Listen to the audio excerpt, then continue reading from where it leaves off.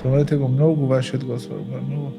Бидејќи самото тоа спомнување го потсеќа човек на некои работи кои што тој можеби ги запоставил, ги заборавил, бидејќи живееме во време кога има многу елементи кои што не дефокусираат, не оддалечуваат од таа вистинска суштина која што треба да ја осознаеме. Исламот е вера која што го повикува разумот и срцето на човекот.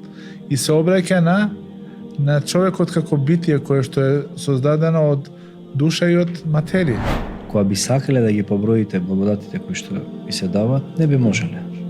Не би можеле. А ние секогаш овде ја потенцираме таа највозвишена благодат која ја поседуваме, која ни е дадена како подарок, а тоа е верувањето во Бога. Човекот кога ќе се воздигне и навистина се воздигнува како морална личност, како една изградена личност, кога ќе биде и во состојба и кога ќе биде искушен, покажува благодарност, односно ја покажува таа величина на својот карактер. Она што го гледаат тие на нивните екрани се промоција на антивредностите. Херои за нив се криминалците, тие што се псујат повеќе отколку што зборуваат друг разумен говор. Со самото тоа значи дека ние сме должни нашите деца да ги советуваме. Па апелупатуваме до сите родители поединечно, биле татко или мајка, да работат со своите деца, да зборуваат. Како ќе станеме успешни кај Господарот на сите светови? Како ќе имаме кабул? Како ќе имаме прифаќање од негова страна? Како тоа сака нашиот Господар и во тие најтешки моменти на искушението да се однесуваме?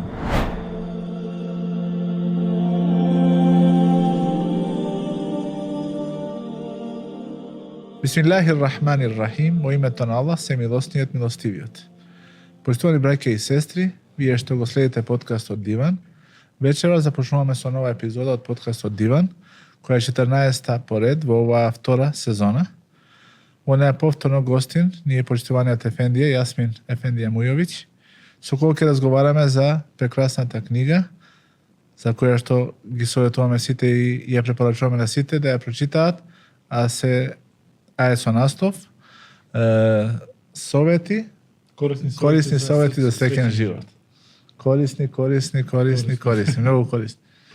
Со нас вечера по едно неделно отсуство е и Фатмир Асо.Ковачи, кој што ќе ја збогати оваа наша дискусија. Ќе се погрижи да трае повеќе од 1 час. Минатиот пат рекорд сте направени, сте скратиле малку на 50 минути, така? Тоа е недостаток. Да? Од тебе. Или може би предност. Ајде видиме. Не, Времето ќе каже. таа е недостаток. Недостаток. Минатата емисија ја завршивме со тоа дека еден од тие корисни совети е и често да го спомнува нашиот Господар Аллах субхана таала и го цитирав мајетот во кој што Аллах вели: "Ела би зикриллахи татмаинул кулуб", навистина со спомнувањето на Аллах се смируваат срцата. Дали би имал нешто да додадеш за оваа точка, бидејќи хадисите и ајетите кои што зборуваат за спомнувањето на Аллах се многубројни. Дали би можел да издвоиш некој хадис или некој ајет за вредноста на спомнувањето на Аллах субханаху таала? Како што кажав, имаме многу бројни ајети и хадиси кои што не наведуваат или не сочуваат кон вредноста на спомнувањето на Аллах субханаху таала.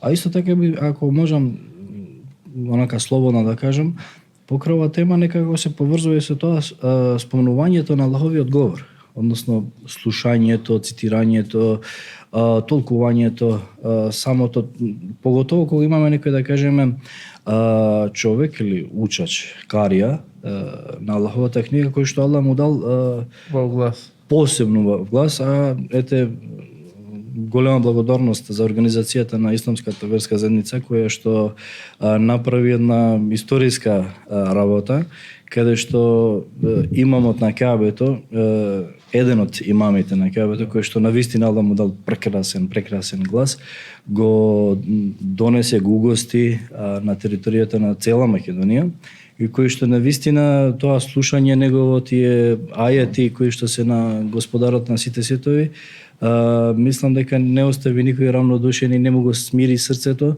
Да не му го смири срцето. Да не му го смири срцето секако. И мислам дека баш тоа спомнување на Аллах, зикрула, односно некогаш нели од нас се бара тивко спомнување на Аллах. Кога нели го зикриме или како што ние сакаме да кажеме, нели на прсти го величаме, го славиме, го воздигнуваме. Као влечеме теспис? Држи на македонски као влечеме теспис?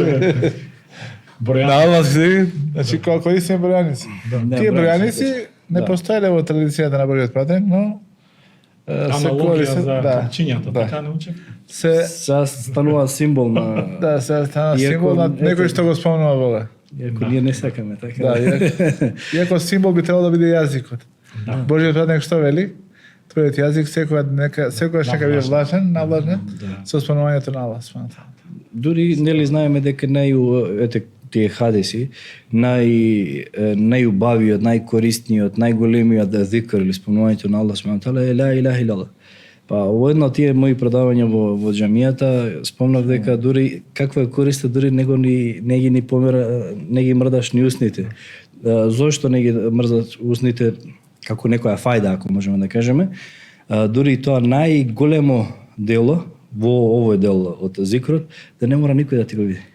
Онака да биде искрено, најискрено што може да седиш што со некој, онака тивко, а заправо што кажуваш ти? Undercover. Да, онака ти си, нели, не секогаш ако делото го сокриеме, имаме дела нели кои што мора јавно да ги работиме, заеднички да ги работиме, но да кажеме тие индивидуални ибадети, посакувано е да ги или пожелно е да ги практикуваме во некоја тајност, да не гледаат луѓето, кога на пример сите спијат, ние да тогаш го спомнуваме Аллах или да дадеме некојаш. Баш денеска ово ме потсети, читав за познатите имами од првите генерации, дека како начин како да се исчисти срцето, како да се смири срцето, било тоа да имаат некој скриен ибадет кој што никој не го знае освен нив.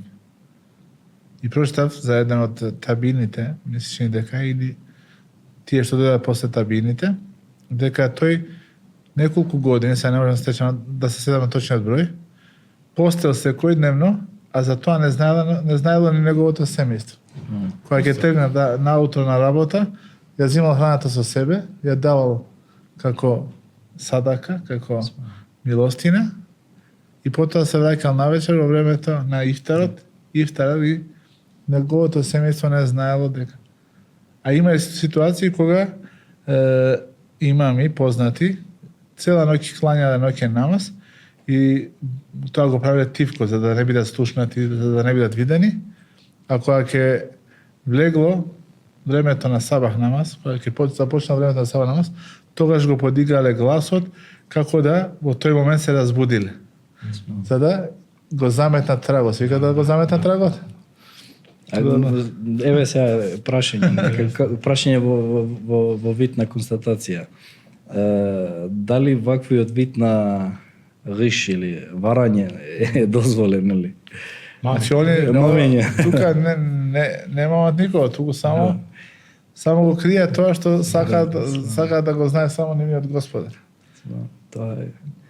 Затоа и голем број на учените луѓе од првите генерации, кога опишувале некој добар човек, или кога за некого велеле дека е добар верник, спомнуват фејна леху хабија.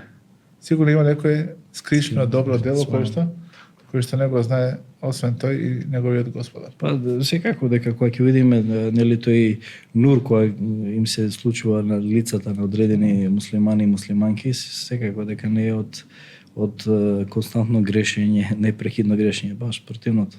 Се оно некоја покорност која што не ја покажуваат испред никој друг освен својот Господар. Ало во Куранот ни наредува откуруллахе зикран кефира. Спомнете го многу вашиот Господар, многу. Бидејќи самото тоа спомнување го потсеќа човек на некои работи кои што тој можеби ги запоставил, ги заборавил и секогаш во неговиот фокус и неговата концентрација, неговото внимание е Господарот, Аллах субхана таала, бидејќи живееме во време кога има многу елементи кои што не дефокусираат, не оддалечуваат од таа вистинска суштина која што треба да ја Сега, Да се знаеме, да. се извинувам, ако можам да отворам една тема која е, да кажеме, внатрешно муслиманска или тие некои, да кажеме, нашинска. Од Наша тема некоја, да кажеме, натрека и муслиманите, знаеме дека спомнувањето на Аллах кога се кажува не е само зикрот, нели, Аллаху екбер, субханаллах, алхамдулилlah, туку и само тоа говорење, Аллах кажал, Аллах сака вака, Аллах е задоволен. Значи самото предавање или самото дружење каде што Господарот на сите светови ќе се спомне како нашиот, нели, приоритет во секој наш разговор треба да биде, вагата треба да биде дали од тој разговор наш, дали од тој наш состанок Господарот е задоволен или не е задоволен. Зошто се ние состануваме, зошто се разиденуваме? Сега тука тоа хилакул викр, алките на знаење или кружоците на знаење,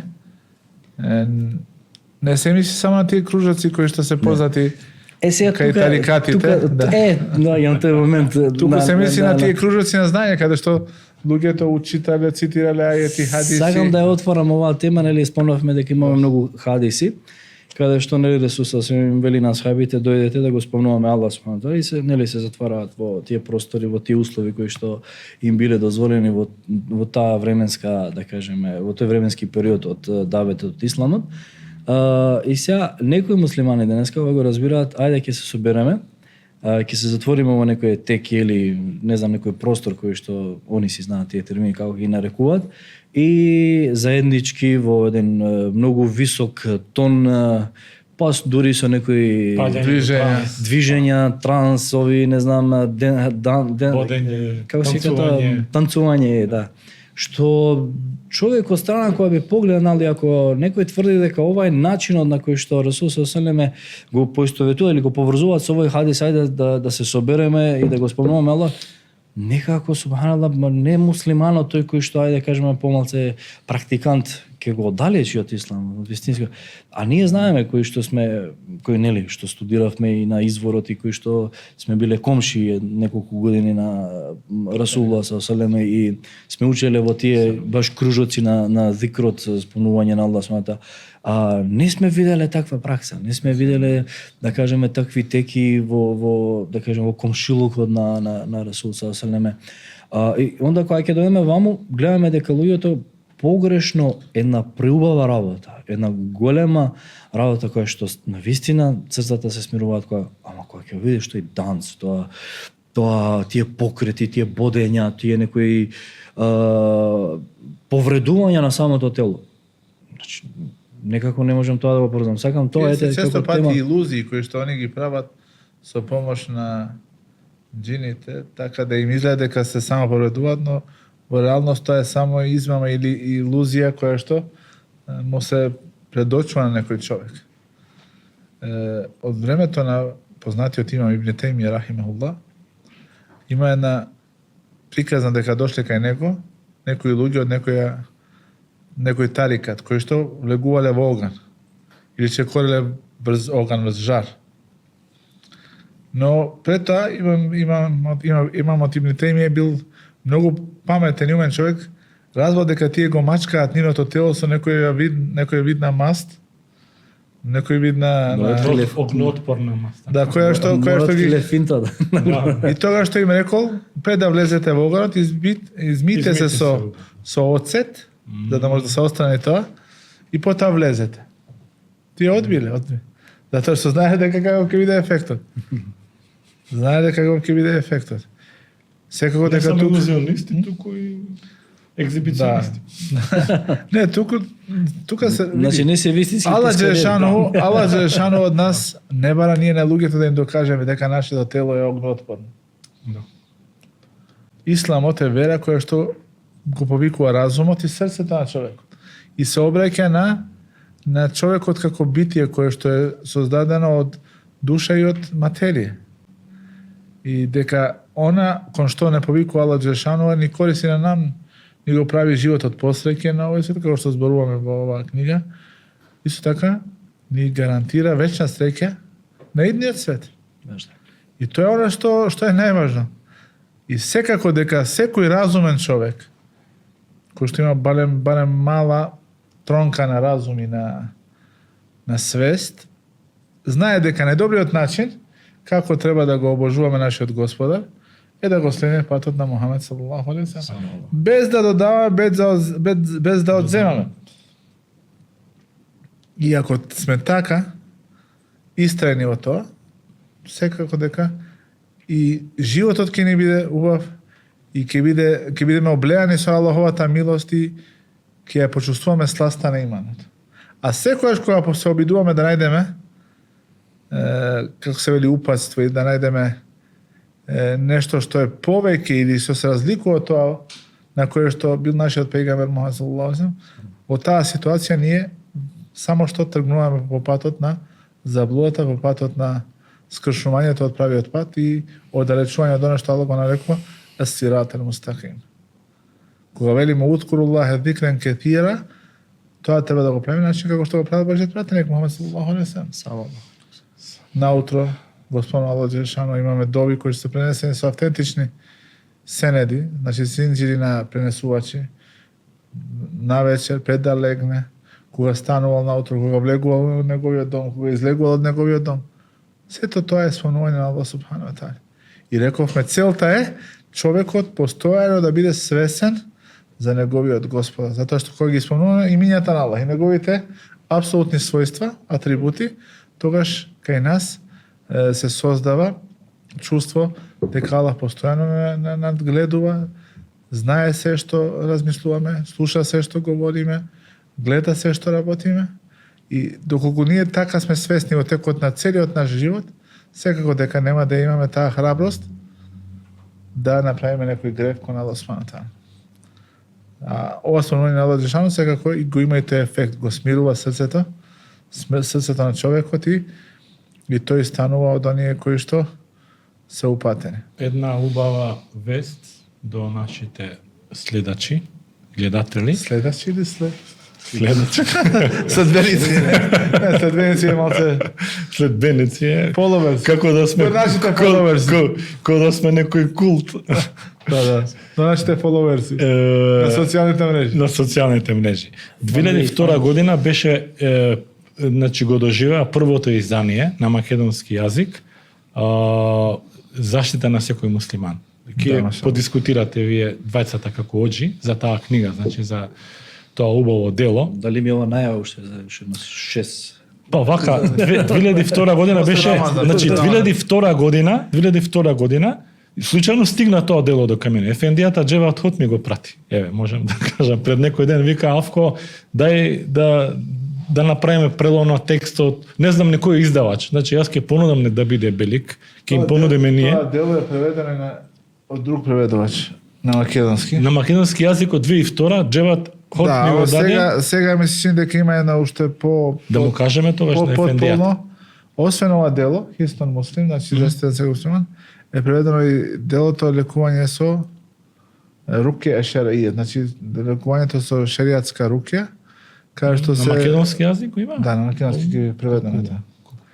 И иншалла Хистон Муслим, за да може, нели, тука се спомнуваат многу.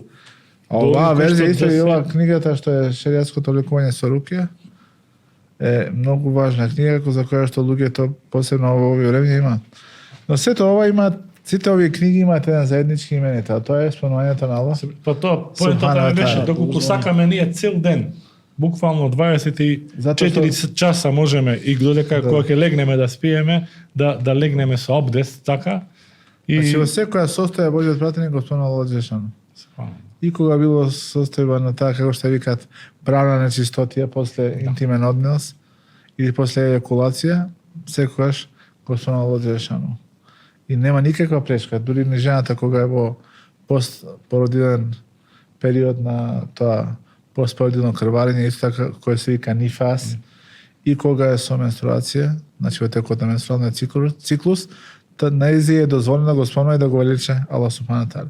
И дека нема такви ограничувања кои што може да постојат во некои други религии, например во јудео-христијанската традиција, кога жената е била со менструација и било наредено да ја напушти куќата на мажот и да живее во една колиба се одека не се очисти, Очисти се или изчисти? Очисти, да. Додека не стане чиста. Чисто, да. Верникот не може да биде нечист. Библиски израз е да се Да, очисти. да се очисти. Да. Да не се правиме по католици. Исто така, Јасмин, еден од начини како ние го величаме нашиот Господар е и да зборуваме за благодатите на Аллах субхану таала. Тахаддут би ниъамиллахи ал-ظاهира wal-батина. Ние наистина живееме во едно време кога луѓето не се свесни за бројноста на благодатите на Аллах субхану таала. Имаме благодати кои се видливи и благодати за кои што не сме свесни. Не ги гледам.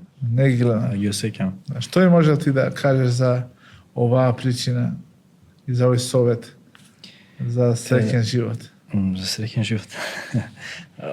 Тоа е навистина констатација која што ја гледаме на теренот, дека многу луѓе не се ни свесни, а несвесната ситуација човекот го тера да биде неблагодарен.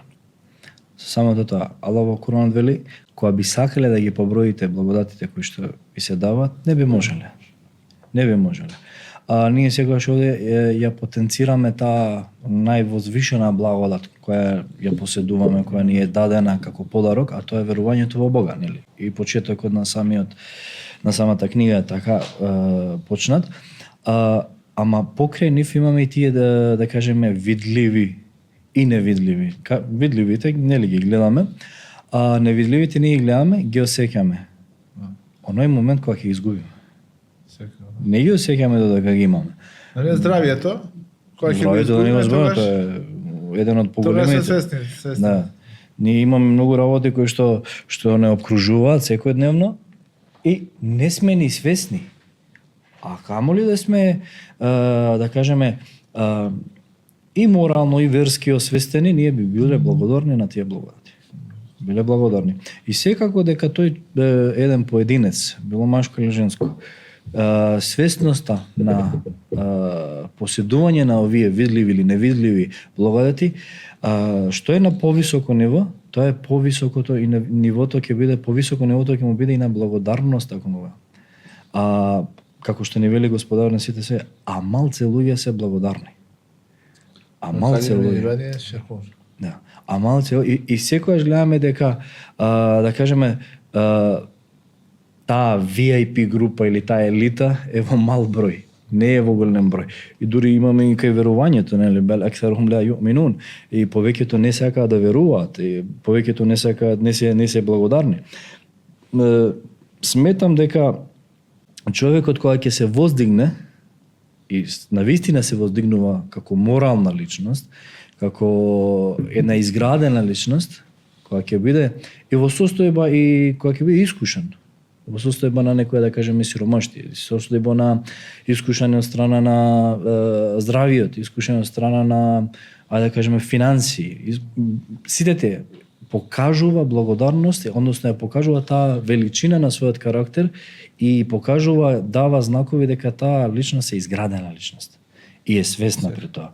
Зошто? Затоа што секогаш ќе гледа, ќе види дека ќе ги поброи тие своји огромен број на благодати кои што ги поседува. Добро, здравието го немам или ми е намалено, ама го имам ова. А на пример финансиите, сега моментално немам примања кои што се очекува, кое друштвото ми го наметнува, општеството ми го наметнува дека сега братот Авко на пример е доктор и се он има примања не знам 2000 евра, професорот има од 5-6 евра и сега ја немам 500. Чекај. Ама чекај, тие 20 да се подкирија, ама јас сум со 2 стана. Они си возат рентакар, ја имам 2 коли дома. Значи, почитаме тоа че Елодин Петрич даде на убава паралел, направи компарација, споредба. Некој може би има 50.000 марки му е платата, но од тие мора веднаш да издвои 15.000 да има данок кон државата, потоа во тој ден, ала да не го искуша никој, ала го става на искушение со болест на неговата сопруга, мора да однесе во болница, троши се во болница 10.000 евра, например. Додека некој кој што има плата 500 или 700 или 800 евра, елхамда, сите му се здрави. Сите се на број. Сите се здрави. Може би сум јас померал да ме овде да зборувам, зашто водам приватен бизнис. Интересно е, понекогаш, например, кога има повеќе работа, на располагање имаш повеќе средства. ама некако не ги гледаш не ги гледаш. Нема беричет во нив. Значи Ќе викаш ти замина. работа, значи и повеќе работиш, се стресираш, повеќе одговорност, кога ќе ги почувствуваш, нели, во своите раце парите, викаш, окей, се исплатило, ама некако пуп, Одеднаш ги снема. ги снемува.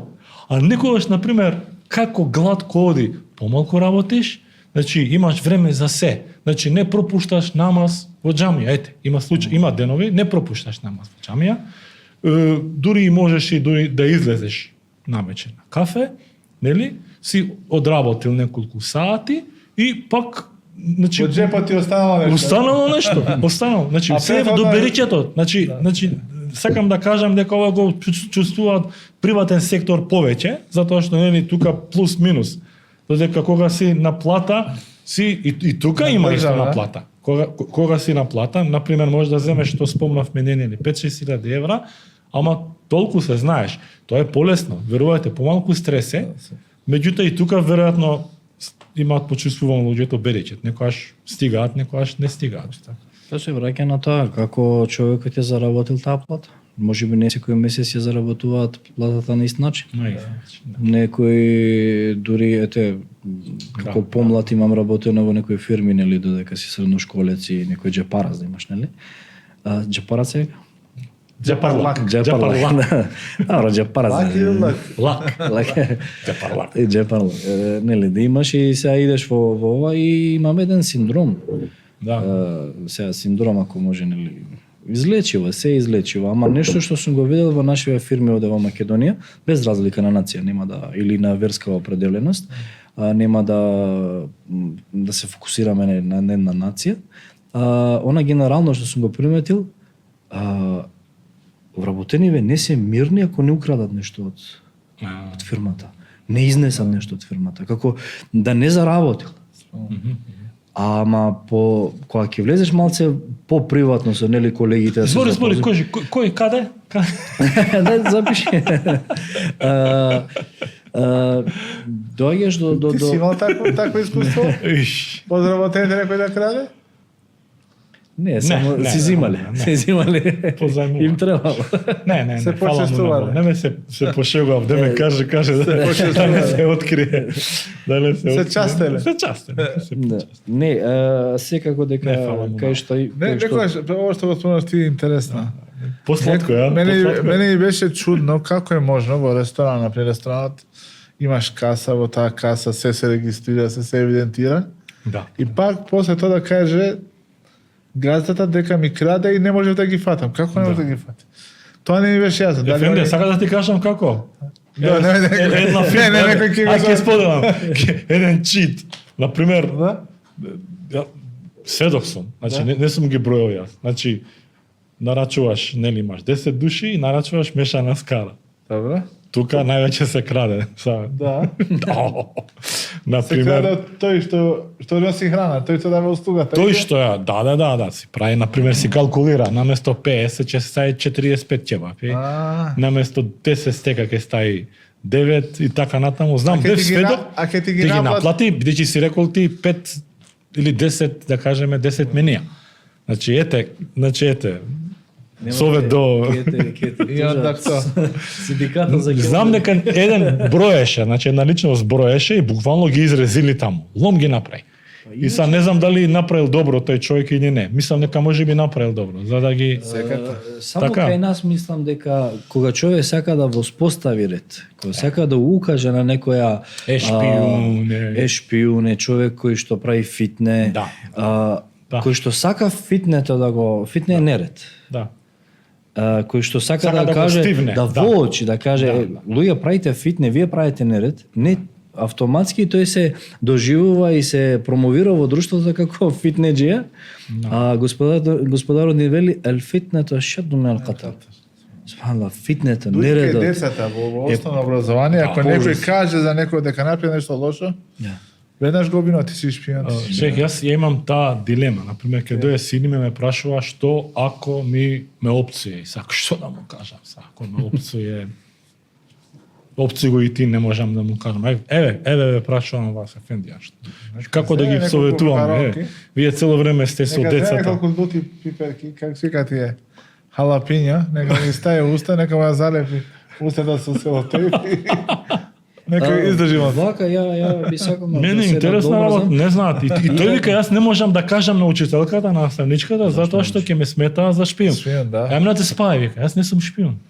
Океј, јас сум за тоа, и јас имам деца кои што се во основно школа и нели ги имаат сличните проблеми, Да. некојаш се они креатори, некојаш се од другата страна. Нажалост така е. Имаше случај каде што син ми постариот има случај со друго дете и вака. Викам, сте ми се јавиле од школа, наставничка, зарем немате механизам? Значи, ти ако си образовна институција, ти мораш да имаш механизам за ваква работа која што ти е фактички реална. И детето секогаш мора да се почувствува сигурно да дојде да го пријави тој случај. А не да го крие во тоа или да несвесно креира во себе чувство дека станува шпион со тоа што сака да го пријави нештото што не е добро.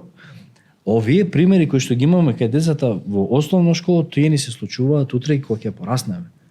Знаеш, се пресликува. све ти е јасно. Луѓето, значи Баш, децата се изложени на насилство, на булизм, на булизација. Долго време не може да каже, затоа што се плаша од таа стигма, тоа обвинување дека се шпиони и дека Ама ние не можеме никош да ја промениме, да го промениме тој ментален склоп ако не ги менуваме Ние деца баш со овие разговори. тоа- јас често пати се обидам на учениците да им кажам дека не е шпион тој што го советува. Може би некојаш им давам совет, поразговарај прво со него, кажи му дека не е ова добро за тебе. Ако те отвори од тогаш, оди разговарај со класната или со класниот.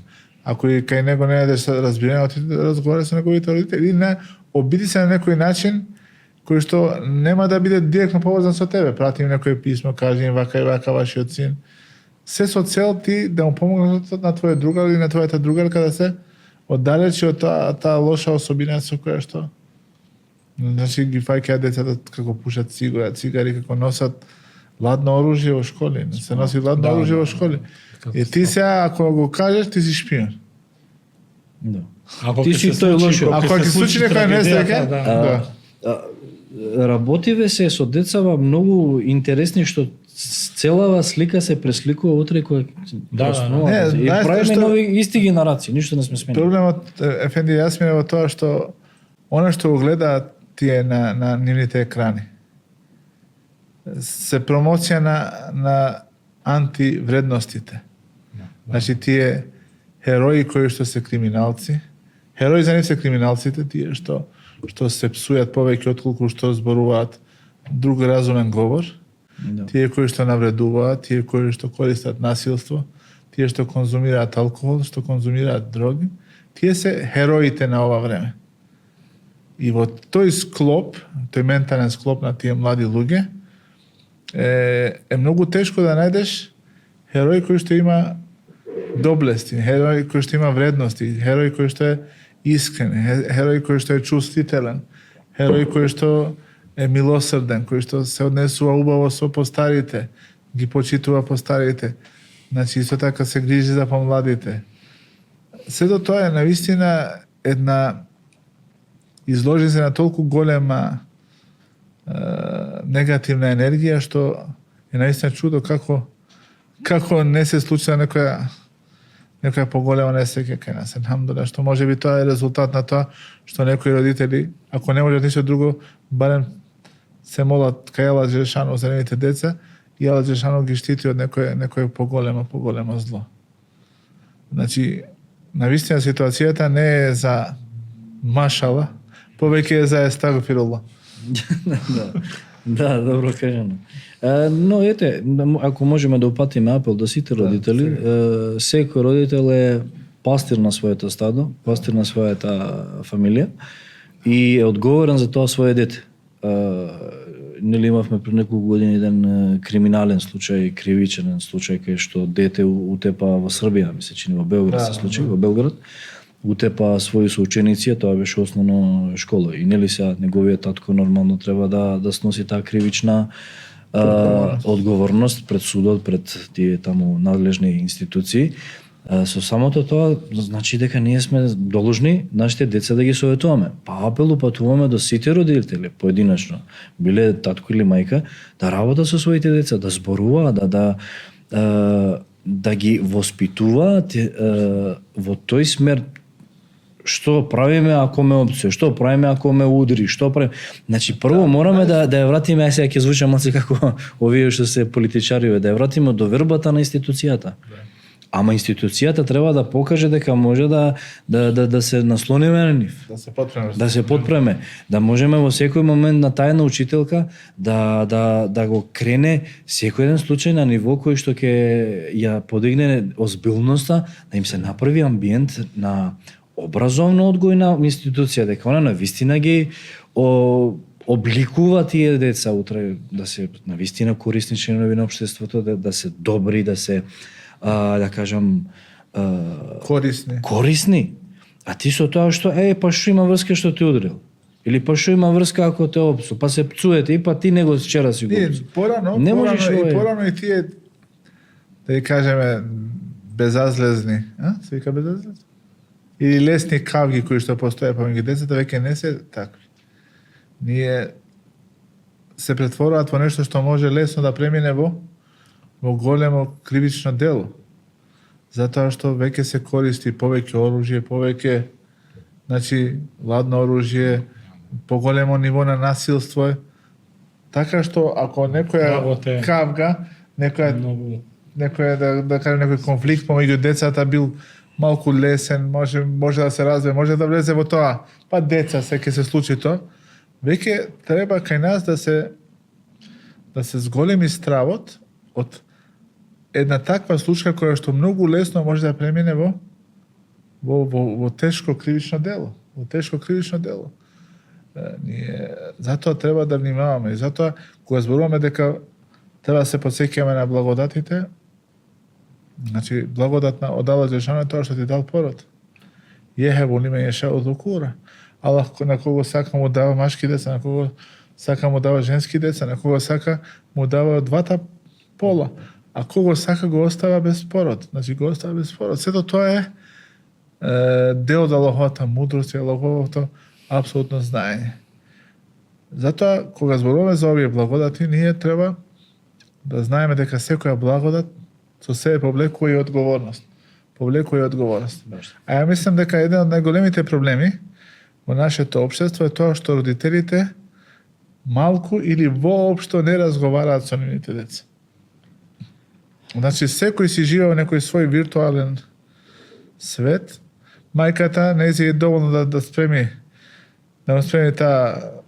таа вечера, тој ручек, доручек на детето, додека малку размислува за неговите емоционални потреби, особено во периодот на пубертетот, кога се случуваат огромни промени кај детето и каде што тој веќе, значи имаме тој наплив на хормони, на нови емоции кои што се непознати за него. Во тој момент му е потребен некој кој што ќе му даде поддршка, ќе го насочи, ќе го советува, а тоа за жал им го оставаме таа советодавна функција на телефоните. Ќе му го дадеш телефонот ти? Тука имаме уште еден голем детал кој што го изоставивме, а тоа е ние се однесуваме дека сите родители се подеднако исти и размислуваат исто. Не е така. Имаме една многу, да кажеме, лоша појава кај самите родители. Имам слушнато дека ги наречуваат модерни родители. Што значи тоа? Моето дете по секоја цена секогаш во право. Не може никој ни да му викне и ако имало проблем, очигледно дека детето нивно во најголем број од случаевите е проблематичното, тоа е таа страна каде што е креаторот на проблемите. Не, по секоја цена тоа дете се брани, дури се може некој родител да дојде до физички онака пресметки, да те нападне физички како учител и тоа ја разбирам и таа да кажеме позиција на самите учители. Но сепак сметам дека како институција образовна мора да постои механизам и за таквите родители и самиот механизам за давање на правата на децата и на родителите, да тоа се, да кажеме, конкретизирали, да знаеме каде се конкретните права и каде се... Училиште има и педагог, и психолог, сега веќе имаат и социолог или социјален работник. Да, Исто така имаат и дефектолог кој што работи со децата кои што имаат проблеми во говорот или имаат некои други проблеми. Но сето тоа е на ниво на периферна работа. Мислам дека оваа работа, грижата за воспитанието на децата треба да биде во рамките на наша примарна должност. Значи, колку што се грижиме децата да научат нешто ново за математика, од областа на математиката, од областа на физиката, на географијата, биологијата, толку треба да се грижиме за тоа да ги оплемениме со убави вредности. Да станат навистина луѓе кои што се ценат самите себе си, ги ценат и другите, кои што внимаваат како говорат, како се однесуваат, затоа што такви луѓе им се потребни на нашето општество. Ние можеме да се удираме огради до непрестан, што викаат, да велиме нашиот народ, нашиот идентитет, албанци, ние како македонци. Но ако ја анализираме состојбата на децата, сите овие проблеми се присутни и кај македонците, и кај албанците, и кај бошњаците. Да. И ако не се соочиме, како што треба да изнајдеме решение, да ги спречиме, на вистина еднината е многу тешка. Да. Значи не можеме да се вратиме во едно време каде веќе тоа се прави преку сите тие социјални мрежи се величаат антихероите, значи луѓето кои што немаат никаква вредност и ние очекуваме сега нашите деца да следат вредности на знаењето, вредности на науката, вредности на верата или се она што е позитивно и што би требало да се почитува во едно општество. Јасмин, овде оđата, значи шејхот Абдурахман ибн Насир ас-Саади, кој ги спомнува овие благодати, ги спомнува од аспект ние да направиме споредба помеѓу тоа што Аллах ни го дал како благодат и искушението со кое што не ставил на тест, значи со кое што не тестира. И вели, субханаллах, искушенијата и несреќите со кои се соочува верникот доколку тој ги изврши своите должности како верник, а тоа се да биде трпелив и да биде задоволен со Божјата одредба и да му се предаде на Бога, ќе бидат полесни и помалку болни. Размислувањето на Божјиот роб за наградата, значи тука гледаме дека со секое искушение Аллах џелешану ти ветува награда за тоа. Дури и ако те прободе мал трн, Аллах ти ветува награда, и значи за се она што ние со кое што ние се соочуваме и го чувствуваме како болка, како потешкотија, како тага, несреќа, немир. За сето тоа имаме или опростување на гревот или награда. Или награда, да. И самото или воздигнување во степенот. Да. Но тука нели еве како што каже и авторот, доколку ги вршиме, значи не е ова да се разбере сега еве мене сега ме задесило такво и такво искушение, не дај Боже има и поголеми, да кажеме пострашни искушенија, каде што губење на евлат на деца, на не знам на родители и така натаму, но при тоа не ги извршуваат овие, нема сабор, нема трпение, не е задоволено тоа. Како може Бог да ми го земе моето дете? Значи ти не ги извршуваш овие услови за да биде, ја не велам дека тоа е лесно, да се разбереме. Ја не велам дека тоа е едноставно. Многу е да кажеме лесно од топла соба сега да се збори нели што и како. Ама како верници преку овие да кажеме правила учиме за како ќе станеме успешни кај Господарот на сите светови, како ќе имаме кабул, како ќе имаме прифаќање од негова страна, како тоа сака нашиот Господар и во тие најтешки моменти на искушението да се однесуваме. Кој е тоа кодекс на однесување ќе биде прифатливо кај него, а кој нема да биде прифатливо? Јас нели сите ни имаме примери, не дали во фамилијата или кај пријателите или кај познаниците да изгубил некој свое дете. Имаме пример, на пример, каде човекот и родителите не може да се помера со тоа. Нема сабор за тоа. И тука ќе видиш и богохулење и Бог тоа. за те прави уште поголема. Уште поголема и константна со години. Искушението е потешко, да? Ја имам пример каде што имаат луѓето изгубено верба и во Бога и во трпение, кога ќе спомниш името на Бога, не, тоа ти е забраната работа.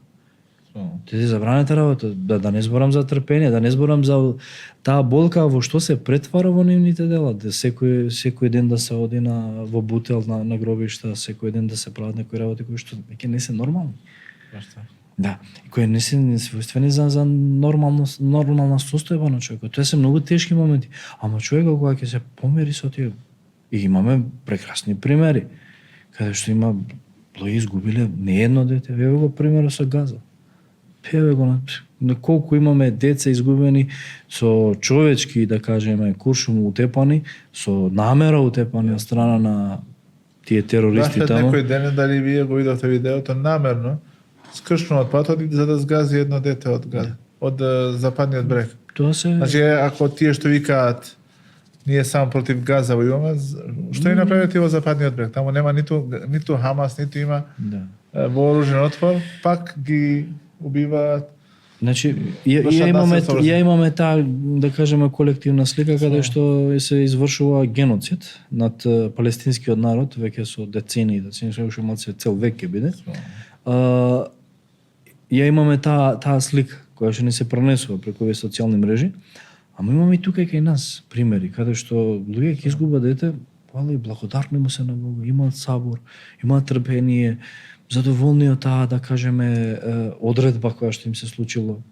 Ја имам во моја фамилија кај што навистина тешко, претешко и плачење и се тоа стоело, ама никогаш немало збор на богохулие. Никогаш не се изгубило верба во Бога. Пала дал после тоа други деца. Дал утеа, дал излез од тоа. И гледаме дека понатака да само некој што е трпелив, онекој што му се предал вистински на Бога, односно ја земал одредбата, кадрот од Аллах субхана како таква, како што сака Господарот на сите се. И гледаш тие луѓе се да кажам, нема да кажам радосни и срекни, ама едноставно знаат дека тука не е крајот. Ја имам, еве сега кога збориме, ние имавме летоска, мој братовчет од Турција, кој што беа на одмор со тетка му во Албанија, здраво право дете од 18 години умре на спиење. Значи, втор братовчет ми, и бевме на дженазе таму на погреб и така натаму, и нормално. Тоа им беше најстар син од трите деца, или втор син, да, кој што навистина се истакнувал од неговите браќа, малце поелоквентен бил, вака, и така натаму. Мајката која е верничка, која дојдовме нормално во една состојба која што е тага, жалост и така натаму. Тоа не е забрането. Никогаш не кажал така. Незините зборови беа елхамдулилlah. Фала му на Аллах, така Аллах сакал. Не ми било дете кој ќе се срамам од него, не било дете кој што украло, кој што полиција ми донело, кој што направил, не вика, никогаш не сум видела шер од него. Јас сум била задоволна од него како мајка. И тие зборови ја кажува на неговиот погреб тој ден. И тие луѓе, тие таквите родители ќе бидат во оваа категорија. Божиот пратеник, мада сам кога дознала за веста дека неговиот син новороден ше Ибраим преселува на подобриот свет, значи кога умира, вели инел калбе ле јахзен, срцето тагува, од очите излегуваат солзи, но не го говориме она со кој што не е задоволен нашиот Господар. А ние со разделбата од тебе, Ибраим, навистина сме тажни. Тагуваме, но кога ќе дојде Аллаховата одредба, ние знаеме дека од постулатите на исламското верување е дека тоа што Аллах одредил да се случи, ќе се случи. И тоа е неизбежно. Меѓутоа надежта е тука дека ќе се сретнеме со тие. Секако дека тоа е убедување дека ние му чиниме дова на Аллах дека ова да биде последна наша разделба. Последна наша разделба. и да не соедини Тоа на може овој би свет. таа Да. улеснителна околност кај муслиманите, што не Тоа е се трпението, фаталисти. тоа е трпението. Што не се фаталисти, што колку се убедени во верата, колку се навлезени, значи убедени во Божјата Во сура, одредба и во полесни. поглавието Кеф, иншалла, некоја друга прилика ќе разумеме дека веќе времето ни одминува. Реагираат од Да, режија. режија реагира. Режија докажа. Ше 2 минути. Ке ни гасат светло. Kill the mic, kill the mic. Само сакам и со ова ќе завршиме. Сура Кеф. Иншалла, јас ми изгледа тебе ти Сура Кеф, да не ве... најава за сура Кеф, да, иншалла. За случката која случила, може се случува на Муса алейхи селам и на Хидр, Мојсей, така. каде што се случува, но ќе оставиме малце да биде помистично. Ако да не... Но сакам да завршиме ова емисија со еден цитат вели доколку човекот со трпение и со задоволство со Аллаховата одредба и доколку потполно се предаде на Бога.